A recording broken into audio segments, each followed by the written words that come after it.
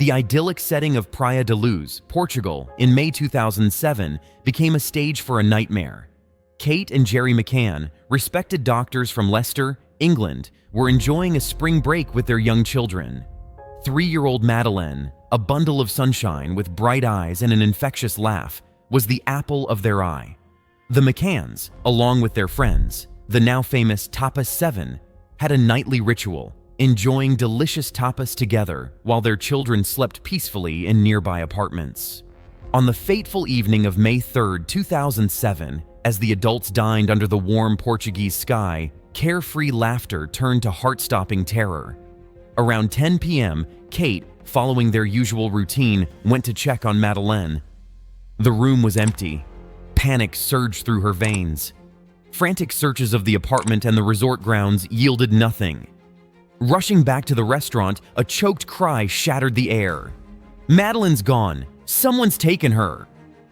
The alarm was raised. Staff and guests scoured the area, their voices echoing through the night, calling for Madeleine.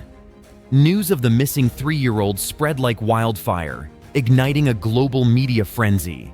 Sightings flooded in, some offering hope, others fueling confusion.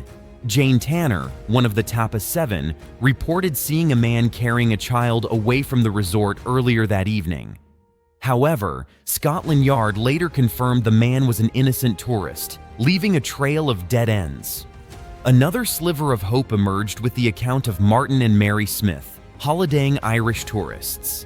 They described seeing a man carrying a child, matching Madeleine's description towards the beach around 10 p.m.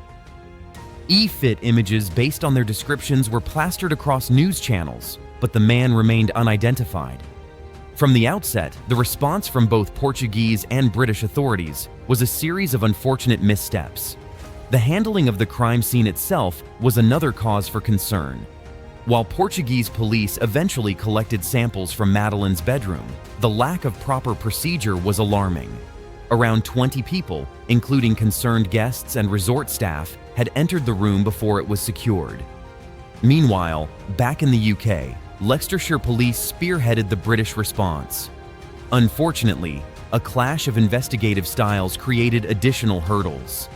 The Portuguese police, accustomed to their own protocols, reportedly felt condescended to. Differences in data collection further slowed progress. The intense media spotlight only added fuel to the fire. The McCanns, seeking to keep Madeleine in the public eye, hired PR consultants. As days turned into weeks, suspicion began to seep into the case. A German journalist planted the seed of doubt in June 2007, suggesting the McCanns themselves might be involved. This accusation, fueled by a Portuguese weekly publication highlighting alleged inconsistencies in their statements, spiraled out of control. The media frenzy amplified the whispers, spreading unfounded rumors about the McCanns' lifestyle. The initial focus on finding Madeleine shifted to the parents themselves, further obscuring the truth. As suspicion swirled around the McCanns, they proposed a novel approach, a South African device claiming to locate people using DNA and satellites. The idea, met with skepticism, highlighted the desperation of parents clinging to any hope. The Portuguese police, however, turned to British authorities for assistance, bringing in sniffer dogs. Their alertness to specific spots in the McCanns' apartment and rental car fueled further suspicion. DNA testing offered a glimmer of light, but then came a confusing twist. Traces in the car boot partially matched Madeleine's DNA, but the results were deemed inconclusive. Despite this, the McCanns' world shattered. They were named arguidos, suspects in a murder investigation. Advised to remain silent, they became entangled in a media frenzy fueled by leaks from the Portuguese police. Later, the McCanns were cleared as suspects due to a lack of evidence, though the investigation continued.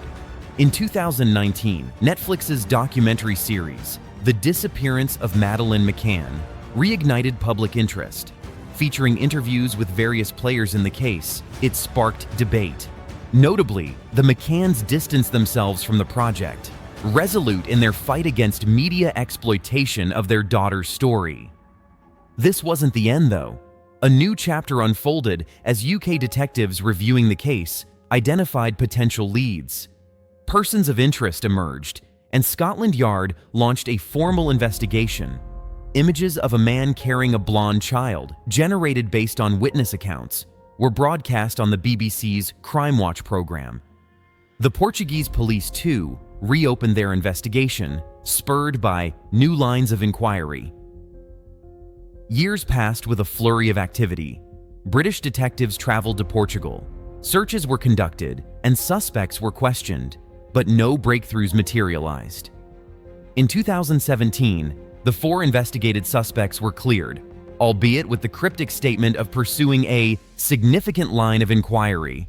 Then, in 2020, a bombshell dropped. A 43-year-old German prisoner, Christian B., emerged as a prime suspect.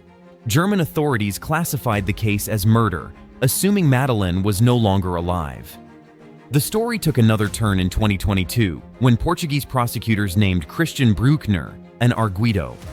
While his name wasn't officially released, the message was clear: he was a suspect. Most recently, German authorities revealed a potential link between Bruckner and Madeleine's disappearance. An email account connected to him was discovered, although details remain under wraps. Bruckner, currently facing trial for unrelated sex crimes, denies any involvement in Madeleine's case. Additionally, another email account used by him to share child abuse material was found to have been deleted around the time of Madeleine's disappearance. Despite relentless investigation and global attention, the mystery of Madeleine McCann remains unsolved. Her whereabouts are unknown, and the McCanns continue to endure the agonizing wait for answers. The case has sparked debates on multiple fronts: parental responsibility, child safety, and the media's role in missing persons cases. While the McCanns' decision to leave their children alone while dining has been heavily scrutinized, it's the enduring image of a little girl who vanished without a trace that continues to haunt the world. The search for Madeleine McCann is far from over, and with every new development, a flicker of hope remains that one day the truth will finally come to light. Thanks for watching the Madeleine McCann Enigma. If you enjoyed this video, please subscribe for more true crime content. Stay tuned for our next mystery. Your support means a lot.